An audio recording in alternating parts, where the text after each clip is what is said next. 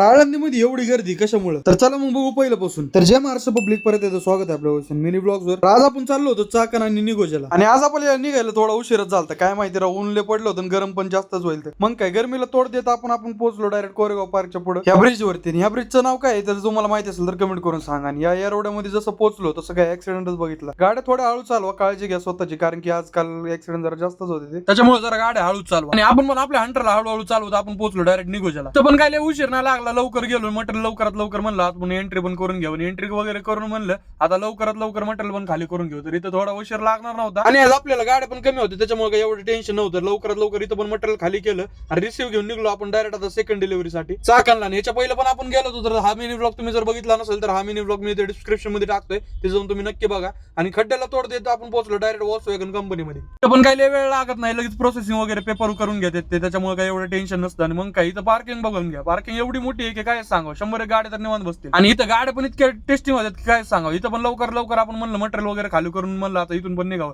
तर इथं पण लय वेळ लागत. थोड्याच वेळात गाडी खाली होती. जर मोठी असेल तर उशीर लागतो. मग काय आपण मस्तपैकी जेवण वगैरे करावं म्हणलं तिथं आता. आणि आज आमच्या आऊसाहेबांनी मस्तपैकी गुलाबजामुन मस्तपैकी लय भारी जेवण दिलं. तर काय सांगा, पोट भरून जेवण करून म्हणलं आता सीएनजी पण टाकून घ्यावं आपल्या हंटरला. हंटरचं पण पोट भरणं महत्वाचं आहे. ते जर बंद पडला तर आपण बंद पडेल, काय मध्ये बंद पडते. आणि जसं जसं पुढे चाललो होतं तसं काय वातावरण चेंज होत होतं. पुण्यात एक वातावरणाचं काही नियोजनच लागत नाही, कधी ऊन कधी पाऊस. आता पाऊस अचानकच चालू झाला. जसं आळंदीचा घाट पास करत होतो, पावसाचं वातावरण पण चेंज होत होतं. इतका बेकार पाऊस चालू होता की समोरचं दिसायचं बंद पडणार होता. आणि जसं आळंदीमध्ये आलो तिथं एवढी गर्दी बघितली, तर याचं कारण काय नक्की मला कमेंट करून सांगा. मला पण नव्हतं माहिती. मला जर तुम्हाला माहिती असेल तर तुम्ही मला कमेंट करून मला नक्की सांगा की नक्की काय विषय चालू होता. जसं मी तुम्हाला सांगितलं तसं काय वातावरण लगेच चेंज झालं, ऊन पण लगेच पडलं. अहो काय वातावरण चालू आहे नक्की कळतच नाही. एक साईडला पाऊस आणि एक साईडला ऊन. आणि जसं जसं पुढे चाललो तसंच काय अंधारच व्हायला, उशीरच होत होता.